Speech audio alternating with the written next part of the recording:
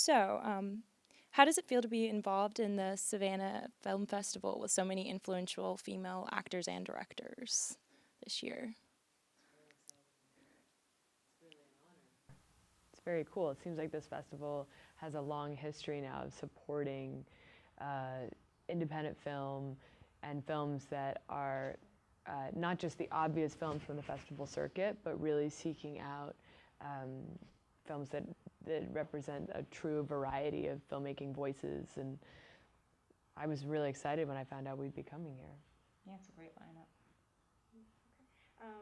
How has Meadowland been perceived at other film festivals like the Tribeca and Well, Tribeca was really supportive of Meadowland. They were immediately sort of into it and came right after us when they were like, please come and premiere here. And their passion for the story and their understanding and insight into it, it just felt like they were part of the crew, you know, and they were making the movie with us, and they wanted to birth it into this world with us. It's been really interesting because, you know, we are New Yorkers, and we made the film in New York with a predominantly New York crew, and so it felt really appropriate to premiere at Tribeca, and it felt like, you know, premiering it in our home, and it was just a kind of a perfect beginning. And then since then, taking it to some other festivals and seeing how people are responding to it in very different places has been really fun. You know, we were at Hamptons Film Festival, and we were at San Diego, and to now be in Savannah with a very, you know, a different audience and getting to hear their response is another part of the process. You know, you make a film, you know, it has so many different lives, and one of the lives it has is the life it has once the audience is experiencing it. And so this is like one of the most gratifying parts of the process, and it's just exciting to be here for it. And speaking of process, Sarah faces such suffering in the film. I haven't seen it yet, but I've seen the previews. But so, what challenges did you face in portraying that suffering on the screen and then not letting it leak into real life? Well, I felt very lucky to play Sarah because I found her to be a very brave woman and someone who is dealing with an unimaginable situation in terms of the loss she is fearing she's going to experience. She's not necessarily ready to internalize that yet, to admit what's happened to her, but she's going through an unbelievably painful time. And I felt so lucky at the end of every shooting day to be able to leave her life and appreciate my own good fortune.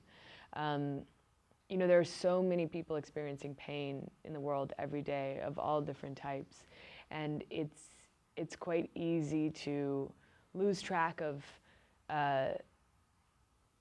survival on an everyday basis, you know, and what goes into survival. And I think it's what makes human beings so fascinating, is that we find a way to keep going. And I was so lucky to play the role, and I'm so happy to have heard from some people that they have found truth in that portrayal of survival, and that it's felt honest to them. And I noticed that your son is in the film. You work with with Reed's son. How was that working with your son and working with your director's son? Oh my goodness. Awesome. Well, he was sort of, I think he was like a savior in a way for the film, because we did a lot of casting before the idea even occurred. Like, you know, to me, I'm very superstitious, and the last thing I wanted to do was put my son in this film that is sort of me putting myself through this experience, like, what is my greatest fear, essentially. And, you know, when we couldn't find the right actor, and he had already expressed, like, interest in auditioning, we were kind of like, oh, maybe we should let him audition. And I kind of, in a moment of desperation, got over that and thought, you know what, you're, like, putting this thing out there so that it's never going to happen to you. Mm-hmm. And it just became more about, like, okay, I'm going to have this experience.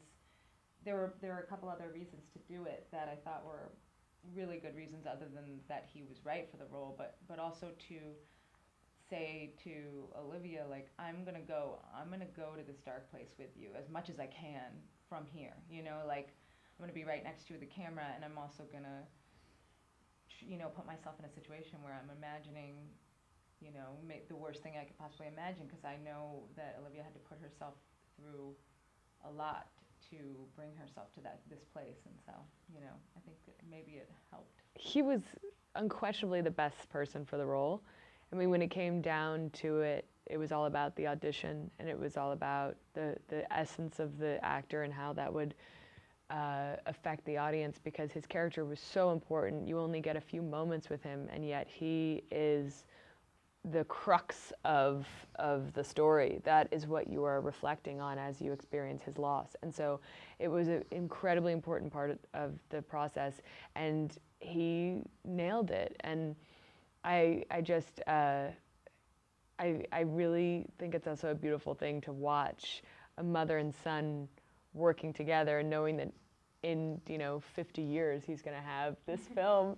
It'll be on some form of technology we don't understand yet. Yeah. It won't be like digitized. It'll be like just foam film. film. I can't wait till Be he's like- old enough and he's like, Mom, that's really messed up.